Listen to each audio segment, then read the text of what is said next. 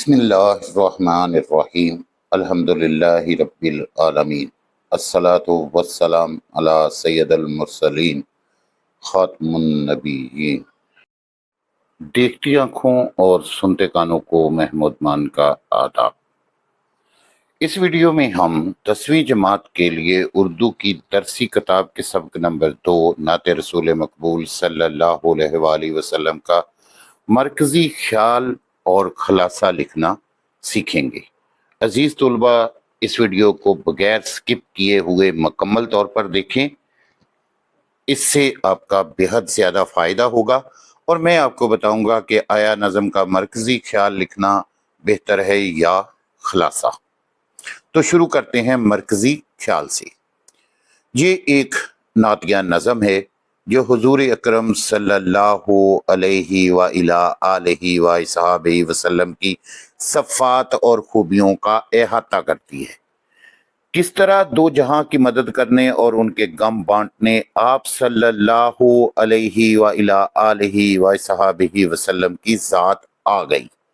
اس نعت کے ذریعے حضور صلی اللہ علیہ وآلہ وصحبہ وسلم کی صفات بیان کرنے اور ان کی شان بیان کرنے کے ساتھ ساتھ ان کی سیرت طیبہ کی پیروی کا درس دیا گیا ہے۔ حضور صلی اللہ علیہ وآلہ وصحبہ وسلم نے جس طرح اپنے کردار اور اسلام کی پاکیزہ تعلیمات کے ذریعے لوگوں کے ذہنوں اور رویوں میں انقلاب پیدا کیا، ہمیں بھی ان کی پیروی کرتے ہوئے، ان کی تعلیمات پر عمل کرتے ہوئے قیامت کے دن ان کی سفارش کا حقدار بننے کی کوشش کرنی چاہیے تاکہ ہم اپنی منزل حاصل کر سکیں۔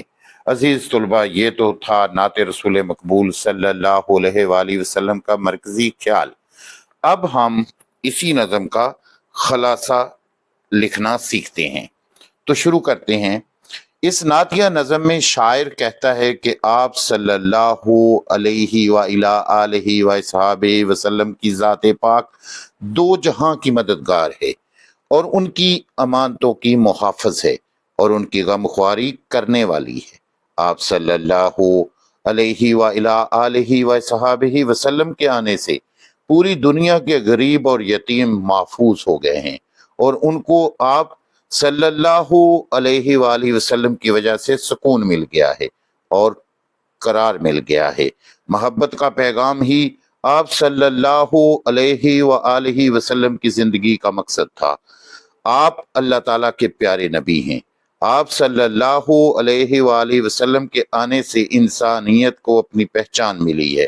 اس سے قبل تو لوگ جہالت کے اندھیروں میں غرق تھے۔